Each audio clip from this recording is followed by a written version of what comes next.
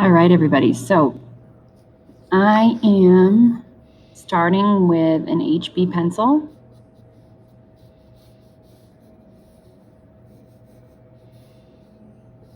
And you don't have to start just yet, but I'm starting to map out my letters and draw really big on the paper.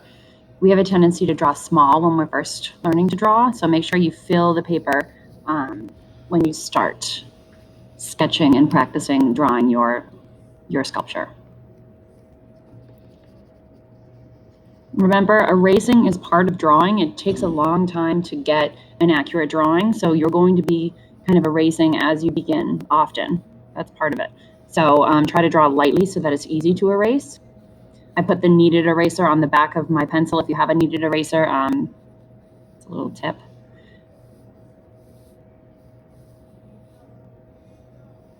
So you'll notice it gets really thin right where the paper curves and changes direction.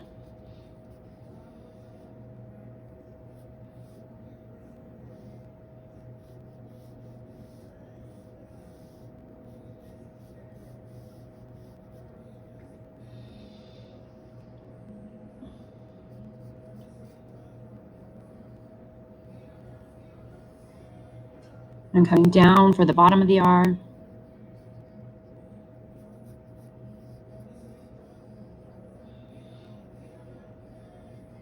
It is light, so it will start to be a little bit clearer to see as we go through the video.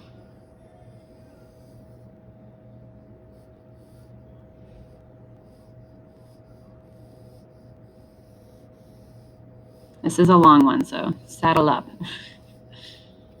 So that right there, it gets really thin as well where the paper curves and changes direction for the bottom of the R.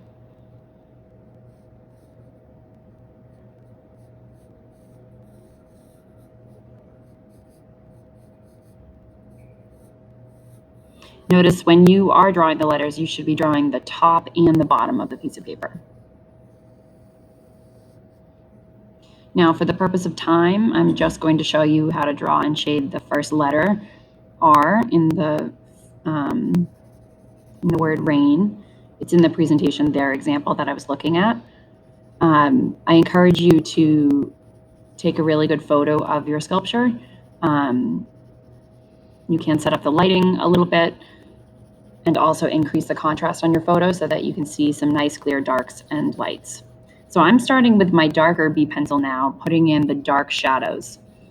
I'm pressing down with my pencil, and again, it's easier to get darker with a higher number B pencil. So this is a 4B.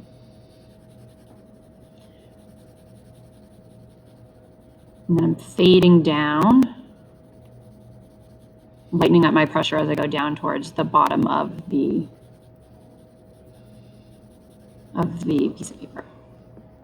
And then I'm going to use my hand to smudge.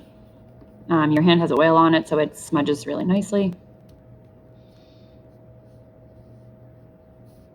And I'm also seeing this little shadow on the left side. You really have to, half of drawing is observing what you're seeing and really paying close attention to where the shadows and highlights are. So there's this little triangular shadow on the left side of the R. And if you want to see kind of what I'm working from, you're welcome to pull up the slideshow, which shows the word rain out of a sculpture.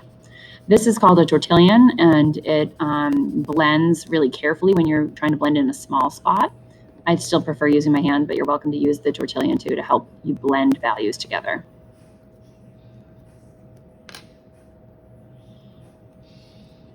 Now, at the end of this block, you should be using the entire, 50 minutes or whatever we have for each period when you're remote, and use that time wisely. But if you don't finish shading the whole word, that's fine. I just want to see that you're practicing value. And if it's well done, I prefer that over something that's rushed so that you can get it completed. So shade as much as you can within the time frame given. You'll notice where the paper curves and butts against the top part of the R, the circular area, there's a shadow so that the highlight stands out against the shadow. I'm also putting in these really dark shadows on the paper where the sculpture is attached. There's a shadow underneath the piece of paper.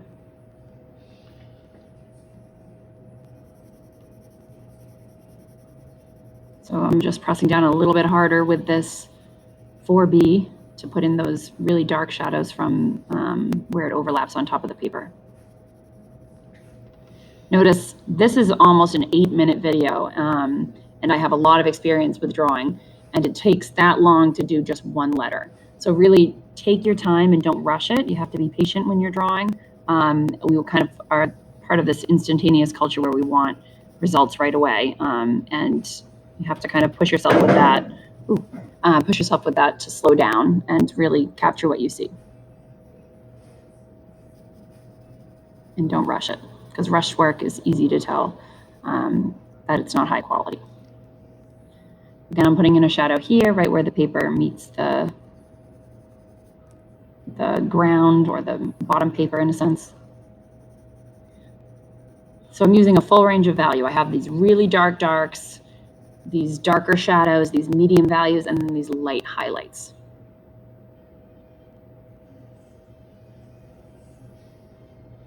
You're welcome to go in with your eraser afterwards and pull up any highlights too that kind of got smudged.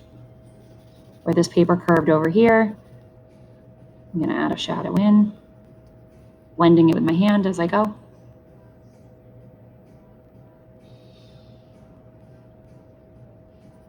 So now it's time for you to create your own drawing of your sculpture and add value. Again, use the full block, but don't worry if you don't get the whole thing completed.